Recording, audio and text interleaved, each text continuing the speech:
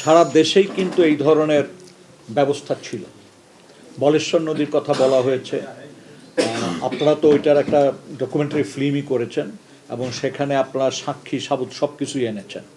আমরা দেখেছি মুন্সিগঞ্জে লাশ ভেসে গেছে, বিশেষ করে ধরেন অনেক লাশ ওখানে মানে ভাসা লাশ উদ্ধার করে দাফন করা হয়েছে ওই এলাকায় কবরস্থানে।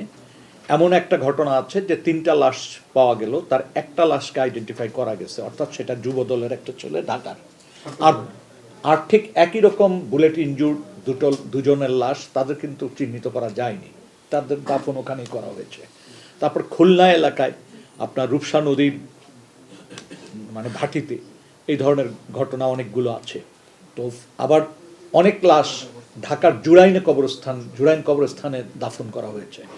এগুলোর জন্য আমরা গতকালকে প্রধান উপদেষ্টার কাছে অনুরোধ করে এসেছি যে সরকারের তরফ থেকে এই বিষয়গুলো উদ্ঘাটন করার জন্য, অর্থাৎ